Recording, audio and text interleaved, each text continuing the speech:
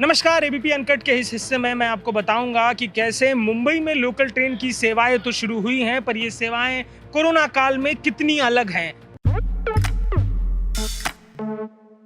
आप पहले जब लोकल ट्रेनों में सफ़र करते होंगे तो उस दौरान रेलवे की और लोकल ट्रेनों की मुंबई में जो याद होगी वो होगी भीड़ की, वो होगी शोर शराबे की, हल्ले की, अव्यवस्था की।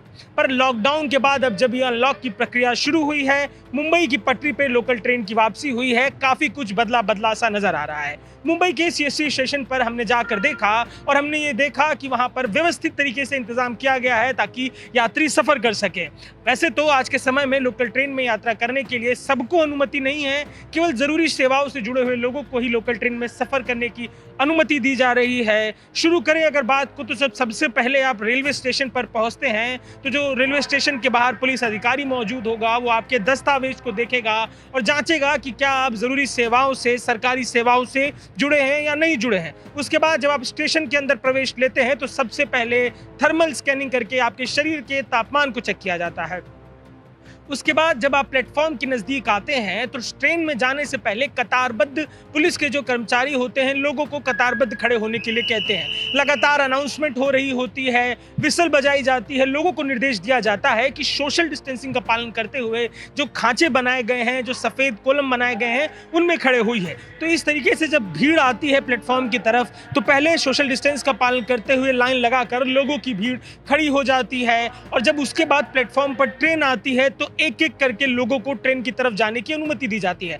तो इस तरीके से लोगों की भीड़ धीरे धीरे ट्रेन की तरफ बढ़ती है। व्यवस्थित तरीके से सोशल डिस्टेंस का पालन करते हुए लोग ट्रेन तक जाते हैं और आगे अपनी यात्रा के लिए जाते हैं। सोशल डिस्टेंसिंग शब्द बेहद प्राथमिकता से, बेहद सतर्कता से लिया जा रहा है और इस काम को करने के लिए रेलवे की टीम, पुलिस की टीम, रेलवे पुलिस फोर्स की टीम पूरी तरीके से लगी हुई है। लोगों को सतर्क किया जा रहा है, लोगों को सचेत किया जा रहा है और इस तरीके से सुचारू रूप से मुंबई में लोकल ट्रेनें चलाई जा रही हैं।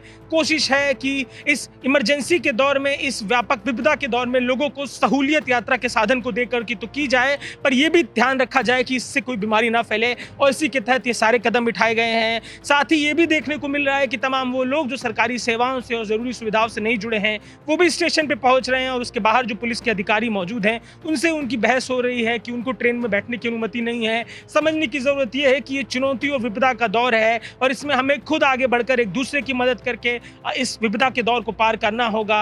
सरकार ने जो 15% सरकारी कार्यालयों को खोलने की अनुमति दी है और ज़रूरी सेवाओं से जुड़े हुए जो दूसरे लोग हैं, अनुमति केवल उनके लिए है और ये हमें समझना भी चाहिए।